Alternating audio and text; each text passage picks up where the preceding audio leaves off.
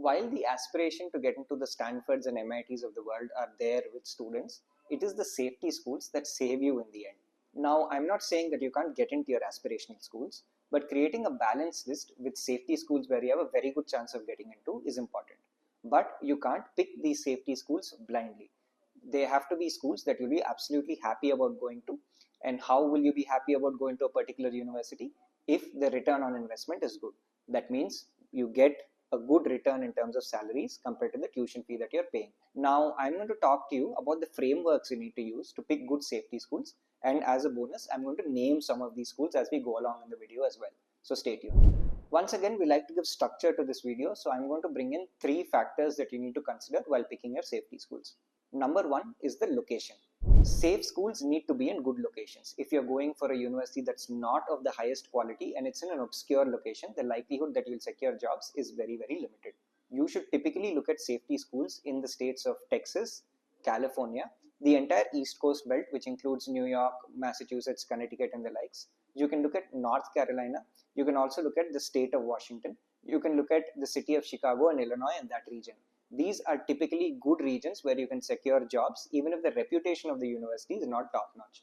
One such university is San Jose State University, which may not be top tier in terms of reputation, but I've seen students from San Jose State secure jobs even before Columbia grads because of the location in the Silicon Valley.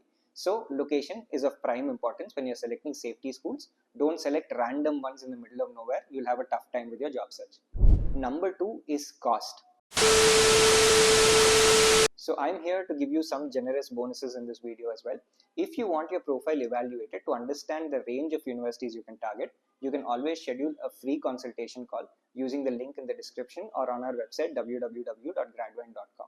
Additionally, we are hosting a webinar where my co-founder Suraj is going to tell you in detail how you need to shortlist universities for a variety of different programs so that you come up with a well-balanced list that covers all bases. You can sign up for that webinar for absolutely free using the link in the description. Number 2 is cost. While this might seem basic, I've seen many students make the mistake of picking universities where they have a good shot of getting in and where they've gathered this data is subjective. But if somebody tells you you have a great shot of getting in, or you've known some of your seniors who've gotten in with weaker profiles, you might consider it a safety school, but they end up being very, very expensive. You don't want to be going to a safety school where you're spending a ton of money, and therefore you can look at certain names where the tuition fee is reasonable. Now, of course, whether the school is safe or not for you depends on your profile.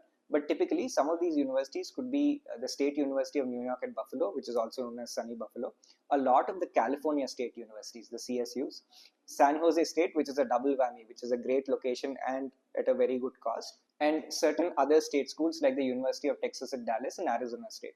Of course, not all programs in these universities are reasonably priced, but most of them are. You need to ensure that the cost or the amount you're investing on a safe school is minimal. It's okay to splurge on more brand name or well-reputed schools.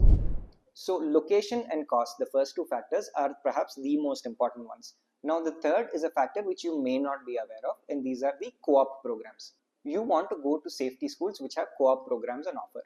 Co-ops essentially allow you to work during the second year of your education while you study. Therefore, you earn while you learn.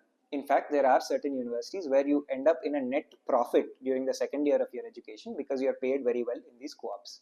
Some universities that offer these co-ops include Northeastern University, the University of Illinois Chicago, University of Connecticut, and the University of Cincinnati. Now, certain others offer co-ops as well, but these are the most popular ones. So I hope you found this video useful. If you did, please do like, share, and subscribe so that more of your friends can have access to this accurate, no-nonsense information.